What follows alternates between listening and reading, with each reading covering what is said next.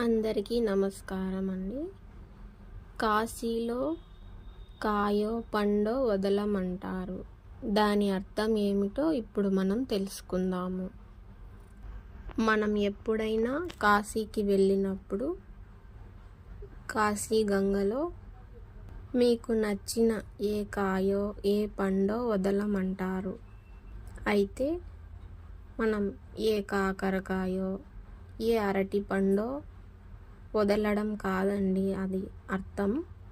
ఏ కాకరకాయో అంటే మనకు నచ్చదు కదా అని వదలటం, ఏ అరటి పండో అంటే మనకి షుగర్ వచ్చింది కదా అని, అది తినడం లేదు కదా అని వదలటం, దాని అర్థం అది కాదండి.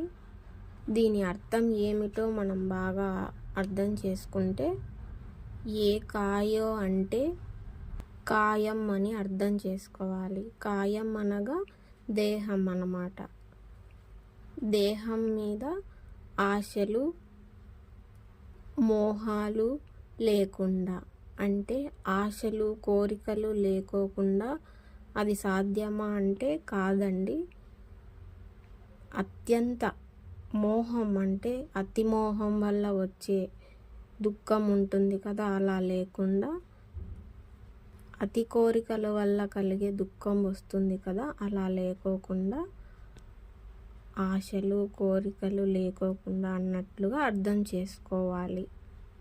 అలాగే ఏ పండో వదలమని అర్థం ఏమిటంటే, మనం ఏ దైవ కార్యం చేసినా, ఏ దాన ధర్మాలు చేసినా వాటి ఫలాన్ని ఆశించకుండా అని అర్థం. అంటే మనం ఏది చేసినా దైవానికి అర్పిస్తే దాని ఫలాన్ని దేవుడు ఏది ఇస్తాడు అనేదాన్ని దైవానికే వదిలేస్తే దాన్ని ప్రతిఫలాపేక్ష లేకోకుండా అని అర్థం అన్నమాట. దాన్నే ఏ పండో వదలమని అంటారన్నమాట.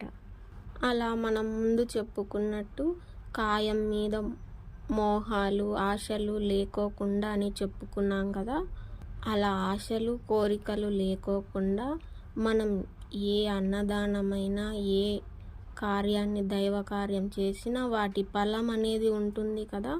మనం అలా ఏ ఆశలు లేకోకుండా కాదు, అలా ఊరికే ఉన్నా కూడా వాటికి దైవం ఇచ్చే ఫలం మనకు ఏమి కావాలి అనేది దైవానికి తెలుసు కాబట్టి మనం ప్రతిఫలాపేక్ష లేకోకుండా ఉన్నామనేది తెలుస్తుంది కాబట్టి దైవానికి దాని ఫలం ఏదైతే మనకు కావాలో అది దక్కుతుందని కూడా అర్థం చేసుకోవచ్చు. ఈ విధానాన్నే ఏ కాయో పండో వదలమని మనకు పెద్దలు చెప్తారన్నమాట. దాని అర్థం ఇదే.